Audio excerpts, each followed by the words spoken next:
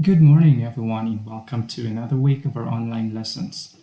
Now, this week we're going to discuss two topics, and one of them is education as an institution. Now, in this lesson, we're going to look at the definition, the types, the functions, goals, and primary education as a human right. Our objectives are number one, evaluate how the functions of education affect the lives of people in society and promote primary education as a human right.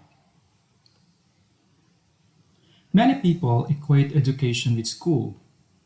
Actually, there's really nothing wrong with it because schools provide education to the citizens of the society. However, there's a huge difference between the two. We'll go back to it later. The word education is not a new term for us, but what does it mean exactly? I'll be presenting to you three definitions of education. First, it is the social institution that formally socializes members of society. It remains a very important support pillar in society. Our education system teaches us how to deal with the people around us and it prepares us how to live in the society. The second one, it refers to the process through which skills, knowledge, and values are transmitted from the teachers to the learners. This social institution brings about continuity, which is an important factor for development. The third one, it refers to the various ways through which knowledge is passed on to the other members of the society. This knowledge can be in the form of factual data, skills, norms, and values. Basically, it's similar to the second definition. Now, there are types of education. Education goes beyond what takes place within the four walls of the classroom. A child gets education from his experiences outside the school as well.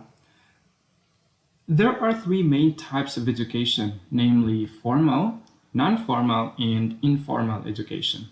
Now let's start with formal education. Formal education, or formal learning, usually takes place in the premises of the school, where a person may learn basic, academic, or trade skills.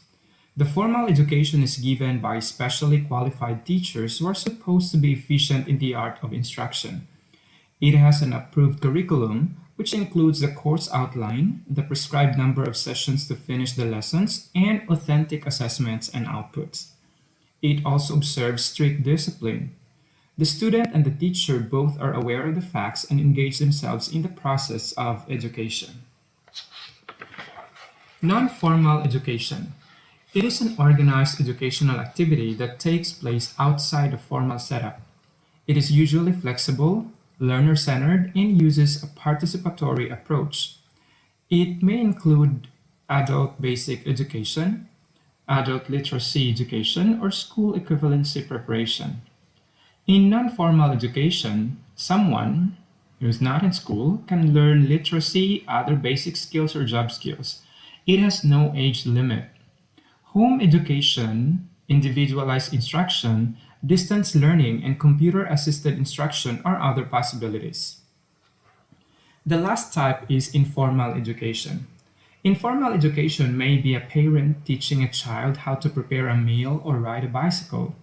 People can also get an informal education by reading many books from a library or educational websites. Informal education is when you are not studying in a school and do not use any particular learning method. In this type of education, conscious efforts are not involved. It is neither pre-planned nor deliberate. It may be learned at some marketplace, hotel, or at home. Unlike formal education, informal education is not imparted by an institution such as college or any school. Informal education is not given according to any fixed timetable. There is no set curriculum required. Informal education consists of experiences in actually living in the family or community. Now let's focus more on formal education because this is the most familiar one and we have experienced this. Now there are functions of formal education. As previously mentioned, education equips people with the knowledge and skills needed to take on different roles that society needs in order to run smoothly. In general, education has both manifest and latent functions. In this part of our lesson, we're going to look at these functions. Let's start with manifest functions of formal education. The first one is socialization. From the moment a child is born, his or her education begins. At first, education is an informal process in which an infant watches others and imitates them. As the infant grows into a young child, the process of education becomes more formal through playdates in preschool. Once in grade school, academic lessons become the focus of education as a child moves through the school system. We learn cultural expectations and norms, which are reinforced by our teachers, our textbooks, and our classmates. You might remember learning your multiplication tables in third grade and also learning the social rules of taking turns in the swings at recess. The second function is social placement. Formal education helps students to discover approved statuses and roles that will help the society's longevity. Educational systems consider the various talents and interests of students and attempt to provide opportunities that provide a good fit for these talents and interests. In other words, it helps learners, it helps you find your place in the society. The third one is social control. Social control refers to all the ways and means by which society enforces conformity to its norms. Formal education enforces social control by teaching the students respect for authority and conformity to rules and laws. It has established reward and punishment system which encourages good behavior and discourages bad behavior. The fourth one is transmission of culture. Cultural transmission refers to the way people come to learn the values, beliefs, and social norms of their culture. This is the reason why subjects like history, literature, and languages are also included in the curriculum. These subjects teach important skills like communication, comprehension, and inference making, which are used in training to become doctors, teachers, or some other professionals. And finally, agent of change. Schools also can be agents of change, teaching individuals to think outside of the family norms into which they were born. Educational environments can broaden horizons and even help to break cycles of poverty and racism. Now, the latent functions of education. Number one, institution of childcare. As more families have both parents working at the same time, schools tend to become an institution of childcare. As children have to be in school, parents can have time to perform their economic duties without being burdened with childcare duties. The second is social networks. The educational setting introduces students to social networks that might last for years and can help people find jobs after their schooling is complete. Of course, with social media such as Facebook and LinkedIn, these networks are easier than ever to maintain. The third one is ability to work with others in small groups. Another latent function is the ability to work with others in small groups, whether as a leader or as a member.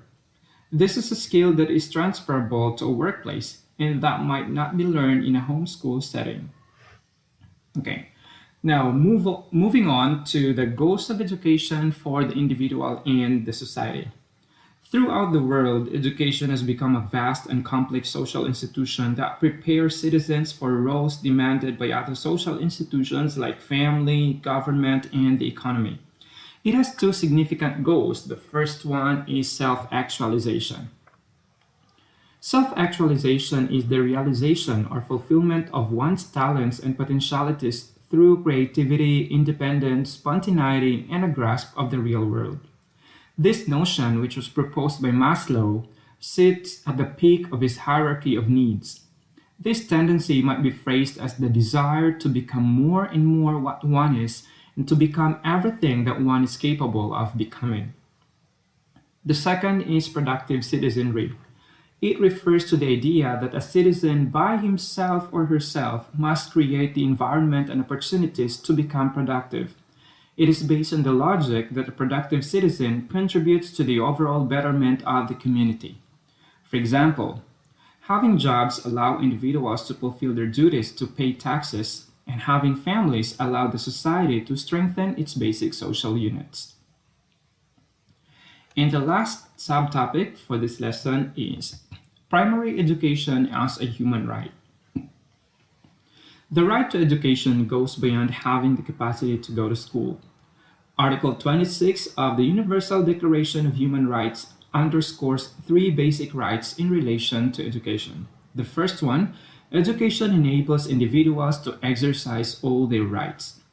Through basic education, individuals are able to know about their rights and are able to assert them. They're able to get good paying jobs, participate fully in the political process, care for their environment, cooperate with their fellow men, and fight for equality and justice. The second one is all children have a right to quality education. It is not enough that children are able to access education.